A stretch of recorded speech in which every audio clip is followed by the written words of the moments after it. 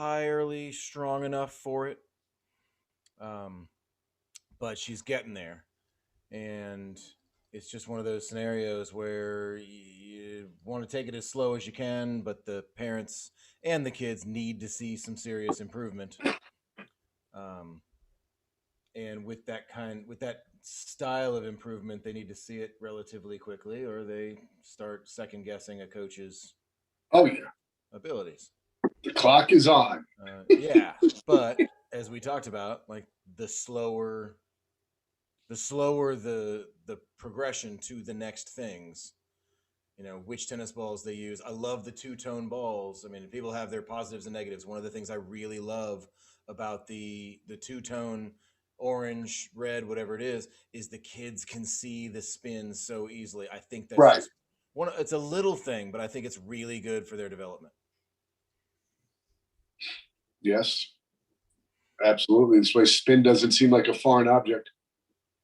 Yeah, and some sort of magic that they can't see it, they can't understand it, they can't they with the little things that we do, they get it. They can actually watch the ball do its thing.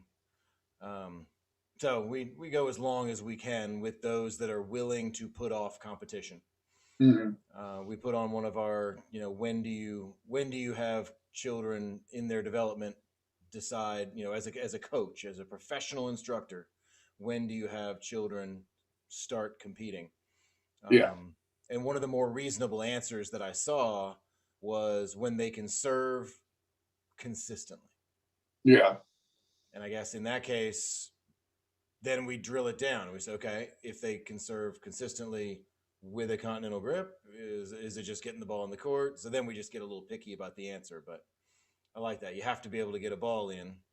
But I'm gonna go one step further and say I don't want them hitting that semi-western forehand grip serve as a second serve because they don't want a double fault. I just think right. that's I don't part want of them their to look like development. you, Mom. Mm-hmm. Yeah, I know. Yeah. So that was a long story of my 1 hour this morning, but then I went and helped Mark Wiley at Appalachian Farms with his RNG Tennis Academy. So I was there midday and back home now to chat with you and back out into Swanee. We've got 3 hours. We got a 6 and under, an 8 and under, and a 10 and under class in a Oh Swanee Lord, neighborhood down there. it's hot today. They'll enjoy that. The last couple of times we've been down on a Thursday afternoon, it's just been hot in those courts. There's one court that gets the sun about 6 o'clock, and we're there 4:30 to 7. And Oh, that 4:30 to 6 time frame's just really hot. yeah, yeah, it was tough. They weren't. They haven't seen enough of it really. Where it's just been the sun has been out. It was hot today. Everybody, my ladies to the kids, all were slow. I'm sure. Yeah. Yeah, we see. I was talking about that 8-year-old girl. She just turned 8 this past weekend, so she's a young 8 and just melting out there. I mean, the Yeah. 9-year-old brother, and it's male, female, maybe it's size, maybe who knows what it is, but I can see the difference now where they do a lot of things together and at the same level as they progress similarly, but in one way that he can handle the heat, she just can't take it. Yeah. It's tough. You got to be prepared mentally too. That hey, it's just part of it. But And there's a certain age where they can do that. well, I had a good one this morning. You'll appreciate this. In my old neighborhood, there was a kid that was pretty good. I mean, I saw him. He would hit with his father, and I never wanted. I never get involved where I live and stuff like that. But I would, follow the kid, and I'm friends with him on Facebook. So not that I do too much on social media, but I track it just so I have an idea of what's going on around me, whose birthday it might be. So the gentleman, no names, posts this morning. He's selling his boat because he wants to finance. They've decided that his son wants to take it to the collegiate level. So they want to find, and he's wealthy. I mean, they have a nice house on the lake, and they moved out of my neighborhood, but bought a nicer house. So there's money here to begin with.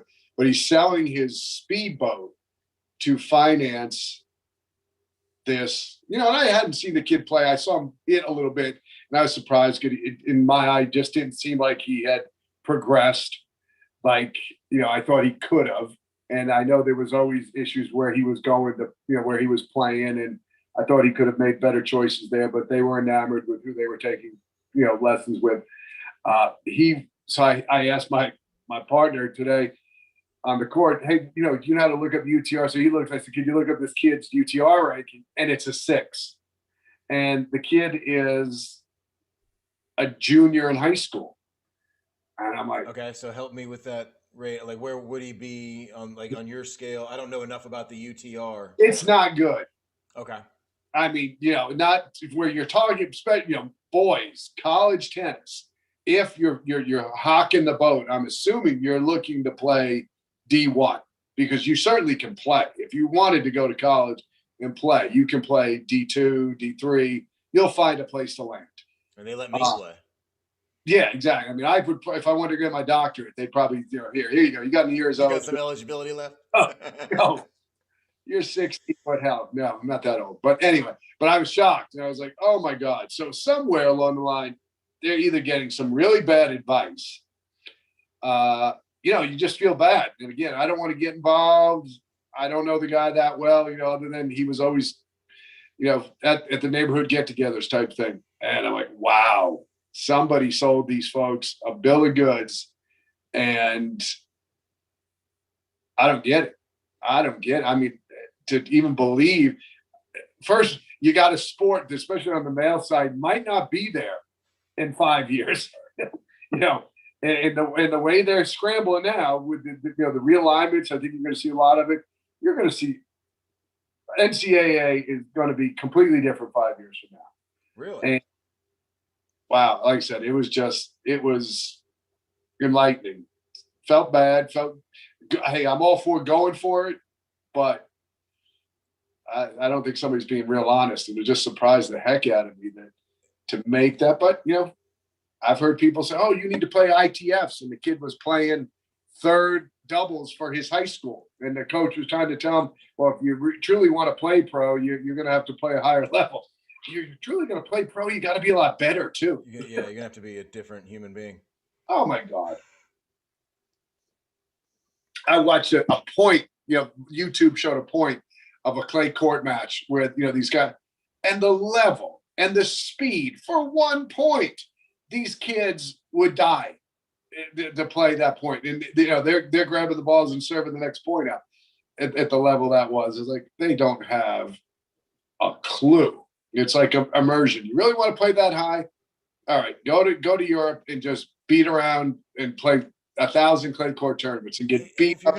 If you're gonna drop out of school, I say drop out of school, not in a bad way. If you're gonna leave Right. your schooling and you're gonna put in 6 hours a day, and that's what the 6 figures is from selling the boat, and you're just gonna, like, I've got my kid 6'4", he's physically there, he just needs the tennis. Right. Like we talked about the genetic, if he had the whole package, and you said, all right, we can get this done in 18 months if you pay me X. Right. All right, well, good luck to the coach that's going to pull that off. And if the kid's got the genetics, maybe that is a possible thing to do.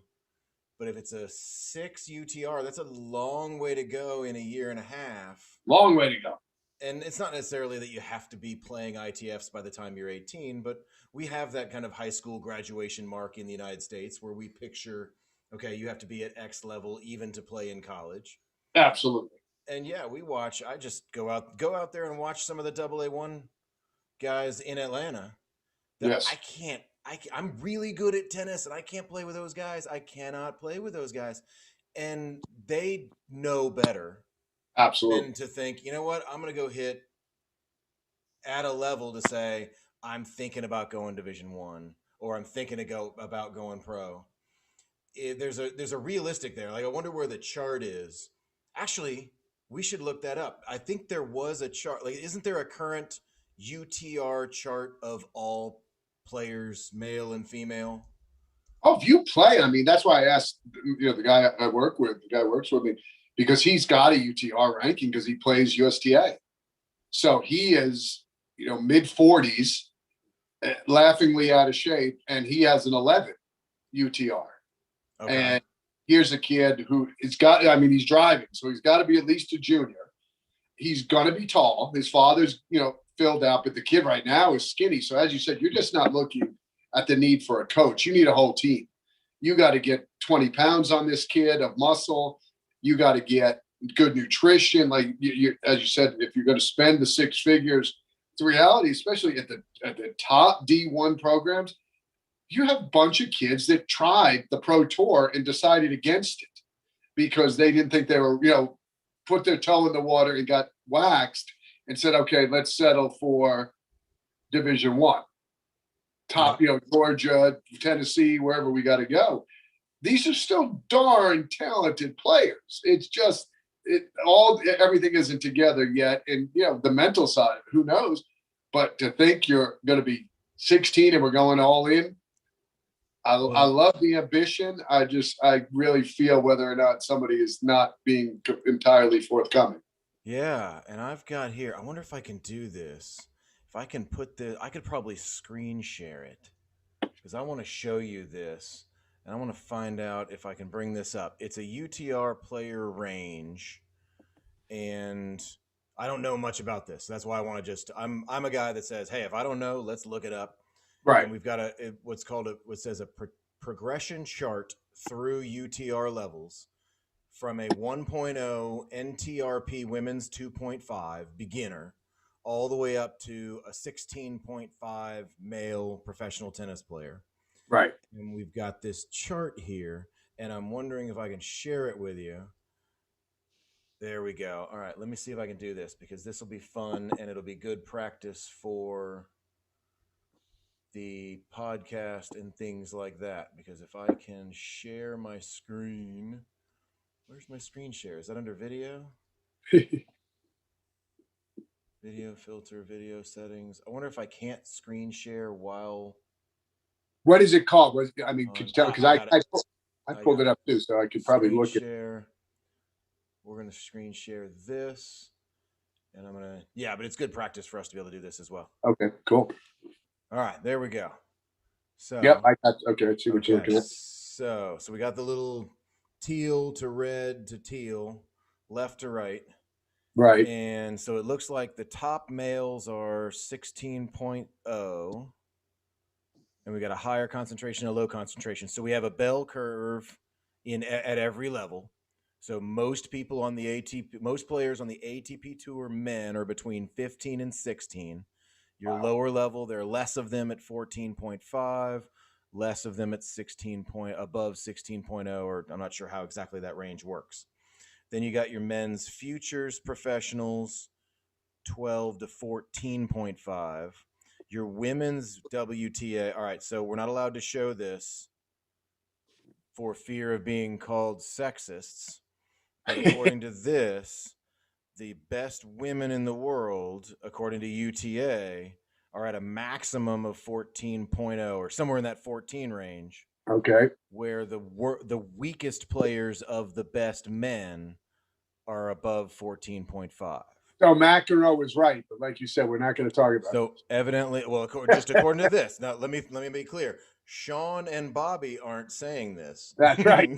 The chart is saying this. So if we bring it down to the conversation that you're talking about, Bobby, sectional, let's just like an NTRP men. All right, there's me, right? I should be a 5.0 if I'm not overweight because I'm still in my early 40s and I should be able to play tennis. Most players in the middle there, so I should be about a 10. Okay, yeah. Is that 10, 11, yeah. That's how you picture 10 is in a 5.0. I'm a good 5.0 player, like most 5.0s. Yep. All right. Well, I'm a little out of shape right now, and I haven't played in a while, so I play 4.5. But that drops me almost to the point that I'm an 8 if I'm looking congregated, and there's an overlap there. So if we look at boys 16s, well, let's just look at the 6. He's a 6.0 UTR, right? Right. Yes. All right. So he can play women's college Division 2. Okay. Right. If we go down to the 16s, there are no sectional boys 16s. And sectional would be, in our case, the Southern Division. Is that our section? Yes. Is that right? Since we're in Georgia. So the sectional boys 16s, if I'm going across here, 16s, going across, the lowest sectional boys 16, where he should be right now, not even going to play college, just at the lower levels of sectionals, he should be at least a 7.0. At least. At least a 7. That's the lowest concentration of lower level players. Yeah. 7.0. Yeah. And if he wants to play the lowest, let's see, national boys, lowest national boys 16 is 10.0. But college is a different thing because your number one national boys 16 is going to beat most of your Division 3 college players. Sure. But not necessarily any of your Division 1 college player, which says your minimum is 11.5. Yeah, so he's got to go from a 6.0 to 11.5. Let's just picture D1 because that's what you throw money at. You don't throw a bunch of money at your kid getting all excited to go play D3 for no scholarship. You would think. And maybe it's just this is what the kid wants to do and I can afford it, so let's do it. I mean, we're not judging the guy. Yeah. It's just let's look at the math and say, okay, well, that's a big jump in 18 months. Can you go from 6.0 to 11.5 to consider playing D1? Or if you're looking at scholarships, that's D2 or NAIA. And NAIA, you're playing against the 11.5s from Germany and Austria. I was going to say, Switzerland. that's exactly right. That opens up an entirely different. go over to go see Chase. Yeah, exactly. But yeah, I wonder what Chase would say if you walk in and say, okay, my son's looking at playing some college tennis. He'd love to join your team. He's a 6.0. Yeah. I'm not sure how Chase doesn't, laugh you out of the building, so to speak. I mean, Chase is a nice guy, so he's going to be encouraging and say, hey, look, why don't you come to some of our tournaments? You should join my academy. We should be doing this 6 days a week. And yes, it should be about $100,000. Yeah, I mean, seriously. I mean, you like you said, we're talking about. We're now up to, we always laugh about another guy who always says they got to be on the court 20 hours a week, and you read about all the surgeries and everything else. It's like, well, but if you're now at this commitment, you have to be. If you're talking about that, you have to be there for that. So therefore, you have to be in the kind of condition that will allow that to happen. To happen. That's a lot. That is a lot. Like I said, yeah. I heard it. It was on Facebook. And of course, one of the other neighbors said, no rich kids make it anymore. You should try to toughen them up. And I was like, that's not going to fly with this. This guy was, he was a hockey player, Canadian hockey player that he played tennis, but he played tennis at a, different competitive level just because that wasn't what he was all about. He was from a different background. So I knew he was not going to fly well when you told him his son needed to toughen it up. Well, and rich kids are all different. I mean, yeah, we can make our joke and say the rich kids have, all had their butts wiped their whole lives, but quite a few of them are willing to put in the work. Maybe there's a higher percentage of them that need to toughen up, but I don't see that any different with the non-rich kids. I like the UTR, the way they break it down. They also take in the mental liquidity as well. And say, how mature are they? Ready to play points under pressure situations, and that's all needs to be. There's plenty of. I mean, look at Kyrgios. Hey, there's a lot of talent out there, especially on that level. There's an ungodly amount of talent out there, but who mentally can withstand what it takes to be successful? And that's the other part about tennis too. It's like, all right, so if you're not top 30 in the world, it's tough to make a living. You're not. We've talked about the financial difference between tennis and golf as individual sports. And all the guys in the top 100 as golfers are living good lives. And think about the top if you're 89 in the world in the men's tennis, you need funding. You're stringing rackets in a van. Exactly. I mean, think about 30. If you're top 30 in any of the big four sports, you're making a lot of money. You're making stupid money. Basketball and baseball, you're making stupid guaranteed money that you and your family will probably never have to work if they choose not to. And top 30 in the world in tennis is you're working for a living. Mm-hmm. Novak's making $50 million a year. The vast majority of it is off court. It's Well, not. yeah, that's look at some of the guys. What was one of the guys from? He's from Michigan or something, and he was I don't know, a 90 in the world kind of guy, but he started selling stuff for, I don't know, Tennis Warehouse or whatever it was. So he became the guy in the commercials, because a former Yeah. tour player, or Brittany, what's her face, that goes on and gets a job at Tennis Channel because she's an interesting personality. Right. But at that point, she was never going to be number one in the world as a singles player, which is where the Right. money is. Right. But look at this. I'm jumping back I want to look at this chart one last time. Women's college, and I'm gonna pick on my friend Jerry for a second. No names though. We're not gonna mention Jerry's name. And he laughs and talks about what it takes to be a women's college tennis player. And I see women's D3. Now that's the theoretically lowest level. You're just on a team for your college. Right. Right? Is arguably equal to NTR, the higher level of adult women's NTRP 3.0. Well, Is that a B6 team? An Alta 3.0. team? I mean, 3.0. Right here. that's you're way high. If you're, I mean, 3.0 is even lower. I mean, 3.0 NTRP women's 3.0 means you could play college tennis? at Division 3, I mean, my friend coached Division 3, and he would tell her she coached and her father assisted, and they would say, yeah, the kids that you have right now could play at our school. So Wow. yeah. Okay. All right. And it's just interesting to see the levels. And this is just the math. This has nothing to do really with what's really going on. This is just Right. wins and losses. You mentioned Kyrgios, right? And I'll flip it back around. You mentioned Kyrgios. We say, well, he's off the charts. He should be an 18. Well, this isn't measuring talent. This isn't measuring Right. ability. This is literally who you beat. Right. Wins. This is about wins. This is Exactly. wins and losses, which is what it Yep. used to be when I played in the juniors. Was Yeah. wins. It wasn't points. The ATP has their own point system. The Sure. WTA has their point system. That's ranking. That's a different thing. This is just who you beat. Yep. And a good day, a bad day can bump you up, can bump you down, but it doesn't mean I'm necessarily better or more mentally tough, or you could be a better player and I just mentally have you, or you're a much better tennis player. Like I've always said, I'm an athlete with a stick. Yeah. If I can outlast you and your technique breaks down at the end of the match, am I a better tennis player? No, but I won the match. That's right. I So won. in UTR, I'm rated above you. So everybody's like, oh, Shaun's better than Bobby. This is just the math.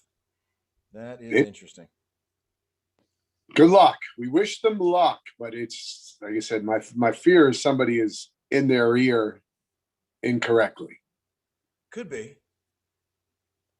Could be. That's a huge departure. I mean, again, like you said, listen, if you want to play D3, we're fine. We're on that path. If you want to be at a D1 level, where you are essentially playing ability wise professionals, Yeah. and you're at a 6 as a junior, and I'm giving him the benefit of the doubt. I know he's got a driver's license because he got a car. So Okay. I'm giving him, saying he's a junior, not a senior. Okay, you still have a very long way to go. Yep. And when we Very from 6.0 to 11.5. So you've got to be twice as good as you are now. That's a huge number. Yes. In a year and a half. Huge number. In less than 2 years. That's huge. Because if I'm twice as good as I am now, no one in the world can beat me. Right. That's a lot. And be able to look at the math and go, all right, twice as good as you are now, just from a mathematical point of view. That doesn't happen to people unless you start at 1 and move to 2. And especially, like you said, as it's based on wins. Well, as you start to play up, guess what you got to do? You see this little bell curve right here? most of that's going to be right in the middle there. Yeah, you're going to lose in the beginning. Therefore, we are not going to be rewarded for some time. Yeah. So your ranking is going to be, like I said, it's interesting. Yeah. Interesting. Forced us to learn a little bit more about UTR and how it all works. But that's very interesting. That's good. And that's a fun conversation. And yeah, I like that, because that's for you and me is okay. Well, I hadn't really thought about that. And how does that work? And I'd seen that chart before somewhere in conversation. And it was when it first, I don't want to say when it first came out, when I first heard of it. And when Right. Chase at GGC, as an example, was ramping up his tournaments, and then I'm talking to his guys, and his guys are having 13 and a half UTRs, and I'm thinking, huh? Yeah. That doesn't sound that much more than my theoretical 10.5, but or 11, but that guy that between me and Rafa, it's not a tennis match. It's That's not it. a match. It's a lot of difference, right? And Yeah.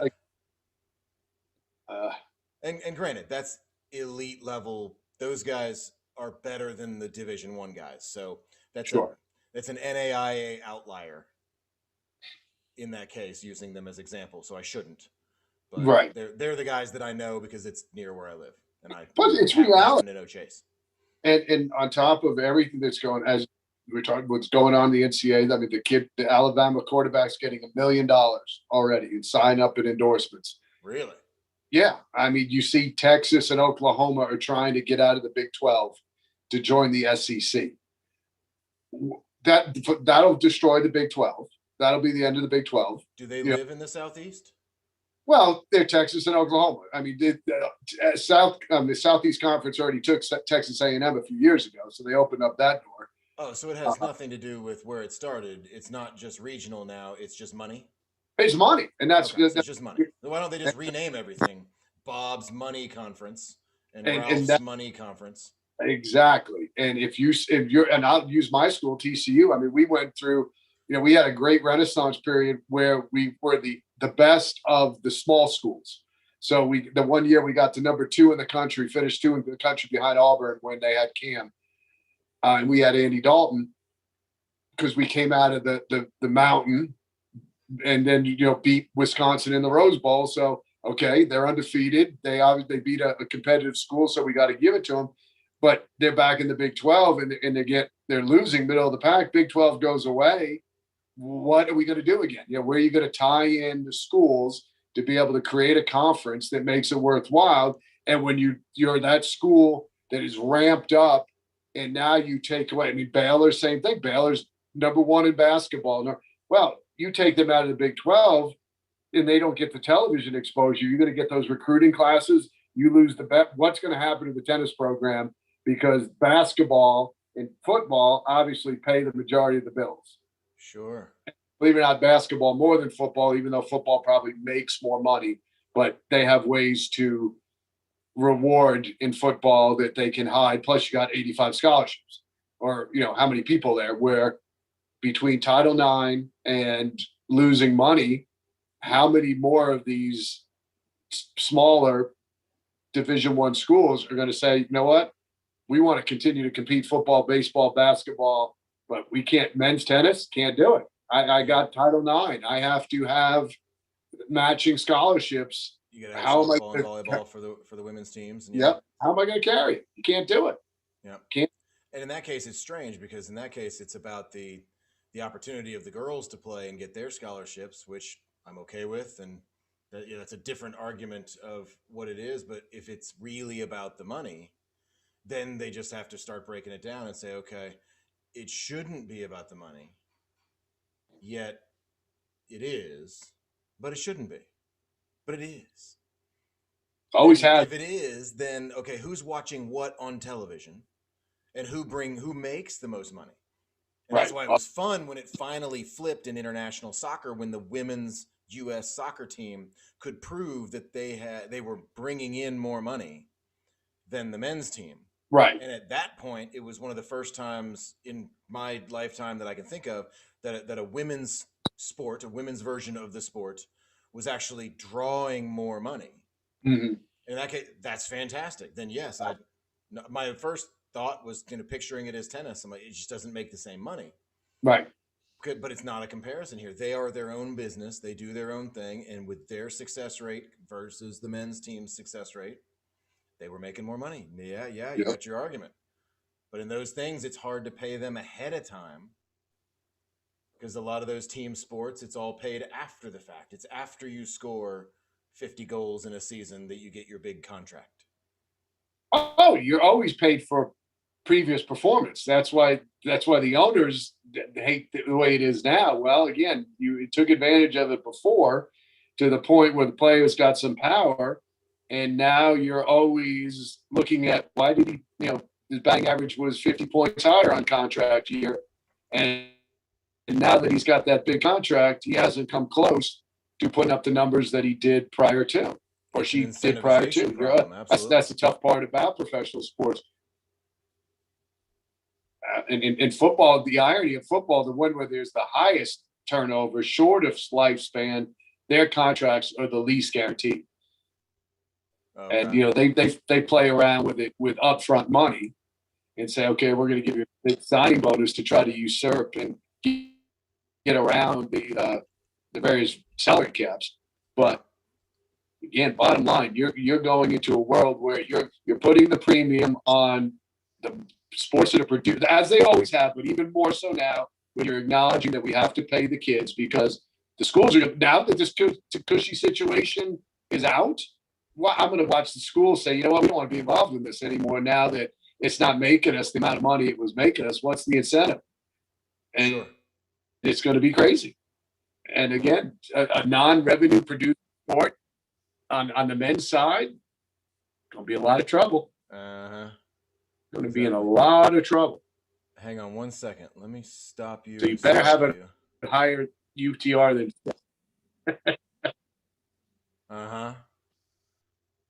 Yeah, hang on 1 second. I have muted you and stopped your video because I want to see if that'll reset the sound because I got scratchiness on your end. So I'm going to force you to turn everything back on for me and let's see if it's any better. All right, I got video. All right, any better? There we go. Oh, it's a little bit better. You're still a little choppy for some reason.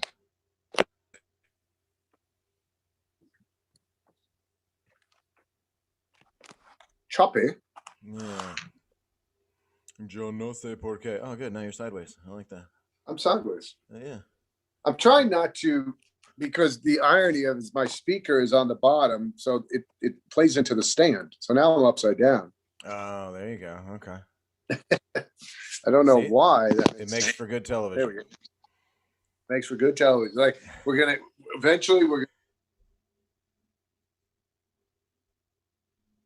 the same room. That's the goal. Through opposing big screen computers. Yeah, that would be good. We can invite you. That's where we're going. That's where we're going. You're on the other side of your club from me. Where do you live in direction to your club? I'm very close now. I'm right by. Yes, I mean I used to be a good 25 minutes away, but now I'm mileage wise, I'm a stone's throw. It's just the ridiculousness of having to make 2 U-turns to be able to go in the correct direction. Gotcha. Okay. Yeah. So in that case, yeah, but you're still probably 30 minutes at least from my place.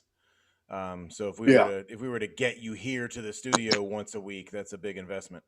So we'll have to keep working on how to get your setup there as good as possible. Because I know some of the best, some of the best convenience we have is that we don't have to say, all right, well, we got all this work to do, but we can never get in the same place at the same time. So it'd be nice to be able to do this and say, okay, let's get your mic set back up. Let's get your system there so it's consistent and strong. Pretty much we live in an area where the internet shouldn't be the problem. No, you're exactly. So we'll see if we can get all that to work. But what are our thoughts on the fall? I know we talked about the schedule. We talked about ankle biters starting not during week 1 of school. That's one of the things we would suggest, and I think that's different because you've got a lot of tennis programming that starts probably how I used to do it, which was you start after Labor Day. You start your programs and you run your 8 weeks or your 12 weeks or whatever that is, where we run it constantly. We want to teach the parents that in our world, tennis is always. Right. And it's every week. And, we're going to take a couple of weeks off. Or in this case, we're going to start, what did we decide? It was the 11th was going to be our online. We're going to do our Zoom call for everybody that first week where we can introduce ourselves, say hello, give them a little workout, those that want to show up. and then the first real week will be the 18th. Is that right? Yes, that's I what was we. right on the dates. And you're right, Um, it's tough. I mean, I've gone longer in the past, and you sit there and go, okay, should have started it earlier. I think that I think this is a good way to do it, especially since your program does not rely, but take advantage of the idea of the Zoom call and the video lesson. That give them a week to get acclimated, because that first week is always a nightmare just because of busing. Though they were out this morning practicing, but still, you can never.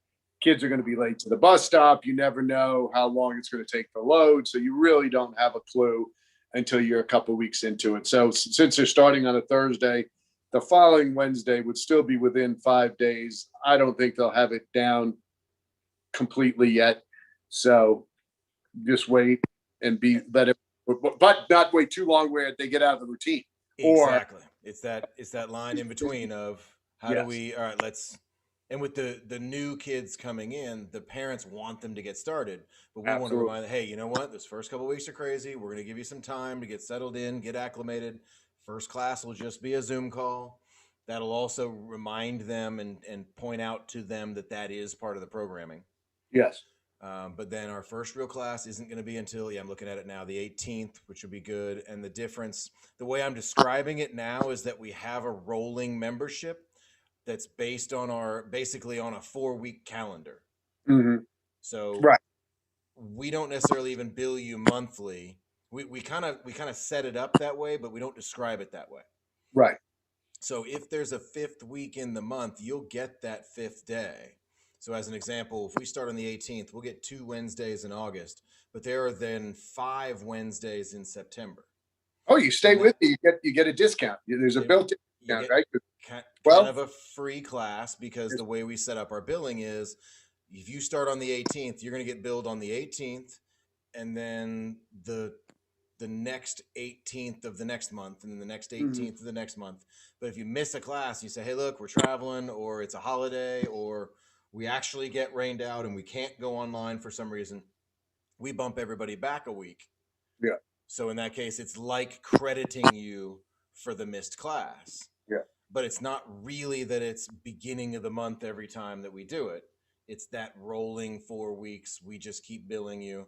And if you miss a class because of some excused absence, so to speak, then we can just bump your billing back a week, which is such a cleaner, easier way to do it with automatic billing and the consistency of it.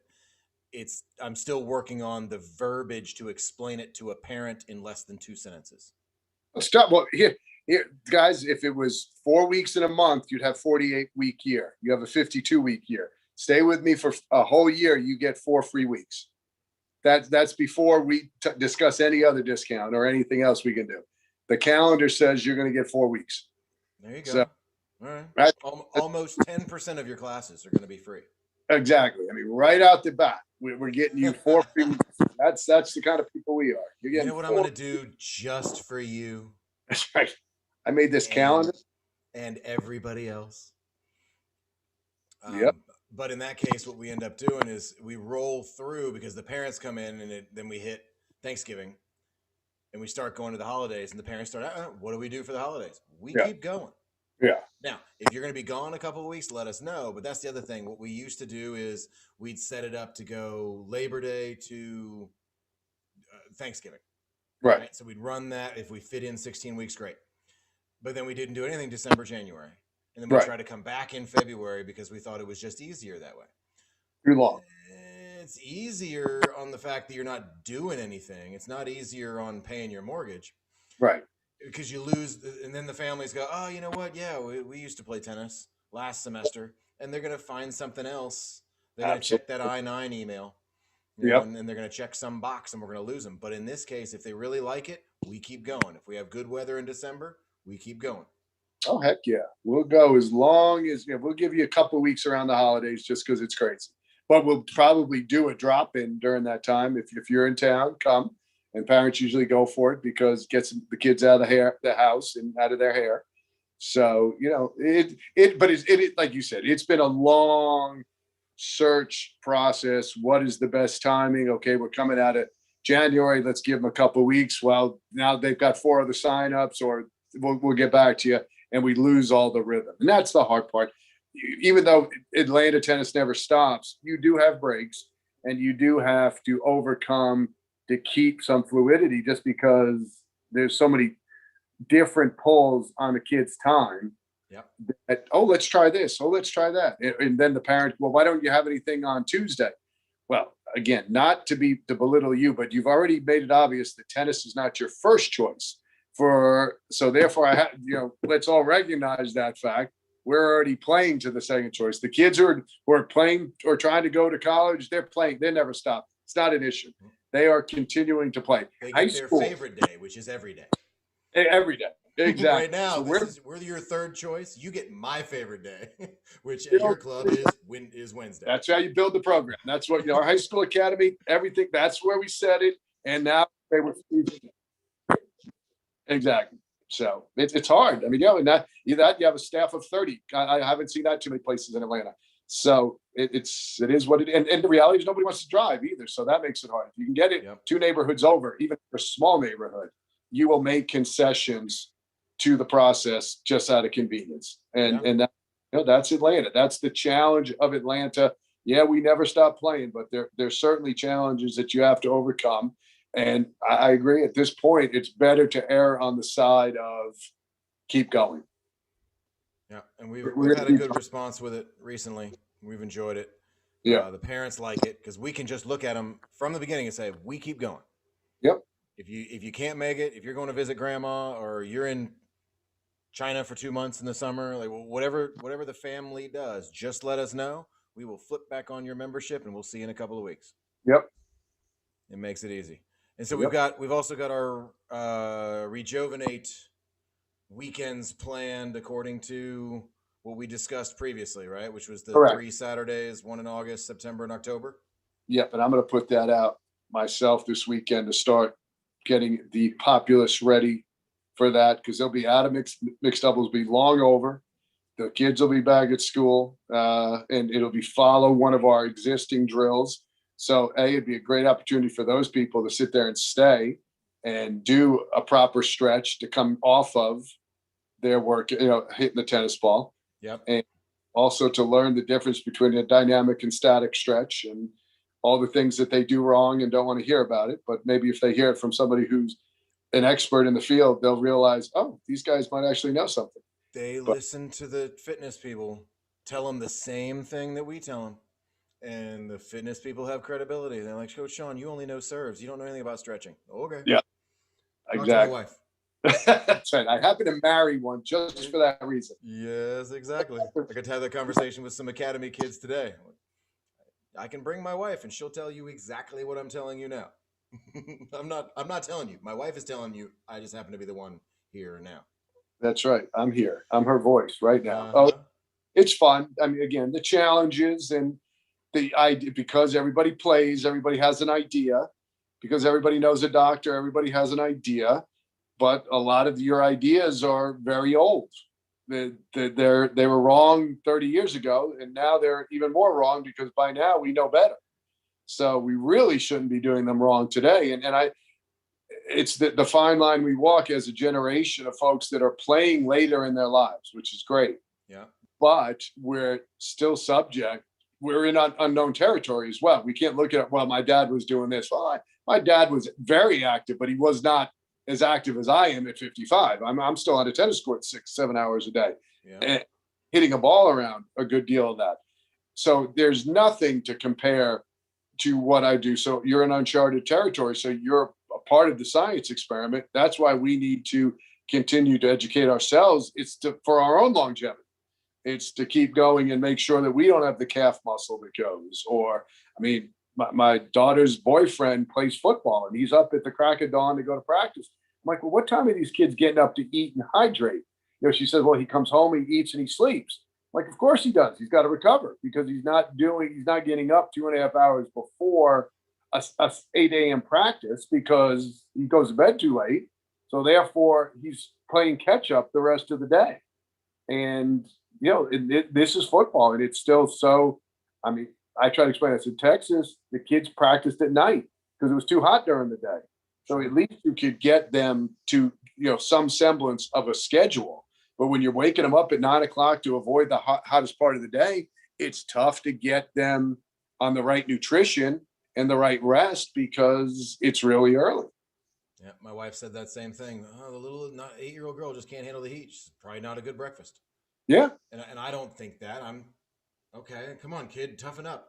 Yet Yeah. the motherly side of my wife's like, what did she have for breakfast? What is she drinking water? What's is she actually preparing her body? I'm like, well, probably not. She's an 8-year-old, and neither of her parents are tennis players or professional nutritionists. Yeah. So it's like probably not. I don't know. Well, I mean, think about during your career, the proliferation of the calf injury to me is the biggest change is that you just see it a lot more. Oh, I popped my calf. Well, it's a big muscle. You're not properly hydrated. You're playing a 9 o'clock Alta match. Did you wake up at 7 o'clock to start hydrating? No. What were you doing last night? Oh, I was drinking last night. Well, that's too good. So we're dehydrated. We are not properly hydrated. You're going to go play an Alta match in 90 degrees, and you're going to wonder why, A, you're susceptible to a pulled muscle, and B, if you don't pull it, you still feel crappy for the rest of the day. Yeah. So it's not conducive. We don't look into the entire process of it. People, did you get up 2.5 hours early? No. Well, then, yeah, you better keep drinking. That was one of the things I learned in conversation with Stuart Sink, who's a professional golfer. And he was talking about his schedule. And one of the things he mentioned blew me away because at the time, I'm like, golfers aren't athletes. What are you talking about? And I had him on a tennis court at one point, and the guy's athletic and he gets it. But for him, it was the professional schedule that made the huge difference, which was if I've got a 7 a.m. tee time, I'm out of bed at 3 o'clock in the morning. Yep. It's 4 hours. Your alarm goes off 4 hours before your tee time because you've got to fit in your food. You basically got to eat twice. Right. You've got to stretch and you got to hit the range. You got to warm up and you got to get there in time. He was like, it's a 4-hour process. Right. Everybody does it. Yep. And what do we do as amateur golfers? We stroll in hungover with one eye open, take a swing, and go. Assuming we can play golf, right? Right. And all say, God, I played really well from hole 7 to 13. Right. It's like, right. You were finally awake. You were finally getting your bearings. And then before you got tired. And then you made it to 13 and you crashed. So exactly. You're your own science experiment. Listen to what you just said, and you're exactly right. So, yeah. But yeah, it's tough. Think about why the tennis players hate the U.S. Open. They hate the night U.S. Open because they don't know when they're walking on the court. So their schedule is completely. Yeah. How do you prepare for that? How do you prepare? You think you're going in 2. All right, I'm going to start. Guy wins the first 2 sets. He's coming back. Geez, we're going 5. They're all playing ping pong in the waiting room, right? Now your meals are off. It's just tough. It's tough. Exactly. It's a tough way to go about it. We don't have to deal with that here. We're not that good at tennis. We got our own schedule to figure out. But all right, speaking of, I got to run. I get to tell you a quick funny story, and then we got to run because I got to eat before we leave. Okay. Yesterday morning, you got it. I made the mistake. It doesn't matter. Skip to the end of the story. Blah blah blah. Story. Uninteresting details. The alarm doesn't go off. When I texted you about rain, right, at 8:55 in the morning, 20 minutes before our class is supposed to start. Right. Mind you, we live 30 minutes away. 20 minutes before class, I'm in bed. The alarm didn't go off. I happened to have woken up. I looked outside and said, "Please God, tell me it's raining." You send back text. I had no idea. I wasn't even awake enough to consider what we would have done. Right. But we got unbelievably lucky because alarm didn't go off. We weren't going to be there by 9:15. And I'm like, no, it's raining, guys. Of course there's no tennis today. Whew. Oh, it happens. That's especially in summer. Last week, one of my coaches canceled the practice, and he was like, and I'm like, well, I'm going to go. I'm going to give it because I just know 45 minutes to an hour tops. And I see some of his guys walking out, and he goes, "Oh, well, we uncanceled practice." practice. Like, yeah, they pushed it back at half an hour because it's going to dry. And Dry up. this has been, I'm not really sympathetic to the weathermen, but this has been a tough. There's been a lot of 100% on the weather app, and it hasn't rained. Yeah. And that I've seen the radar coming right at us, big old green blob. And how do you predict that? Yeah, and nothing. Exactly. So and when you got people that drive, and you got to make a call. Yeah. You got to decide, hey, this is an hour out, and that's usually what I base it on. What does it look like an hour before? This time of year, we might miss. We might be wrong because it might dry. You just don't know when the ground is going to reach the saturation point. It just stood up. We missed one the other day in Swanee. Yeah. And it was just another one. I'm looking at it. It's wet now. It's raining currently. And within enough time, the second and third classes, we could have done it. Yep. But you make the call. And sometimes like you said, sometimes you miss. But as long as you get it right most of the time. And for us, we get to go online as well. So we've got our plan B. Well, and that again, and I think that is more and more the future. That's why I'm excited about this as we continue to add content, make strategic partnerships to make it interesting for more people. There's enough content out there that we should be able to produce enough live as well as tapes that there should be something where even if you miss the Zoom call, well, we recorded it. And oh, by the way, because you are part of this, what we do, here's a great thing in the archives about the forehand that you missed today. Take a look and tell us what you think. Sure. That's where I think the exciting part about this is just get more fail safes, more things we can add just in case that alarm doesn't go off when we needed it to. Exactly. All right, brother. You have a great day. For rain on Wednesday. Only one more morning. That's it. Then they're back in school. And then it's back to normal. Exactly. All right. I will be in touch, and we will we'll keep doing it. I think this is good momentum. I appreciate you making time. No worries. Thank you. As always. Talk soon. Bye-bye.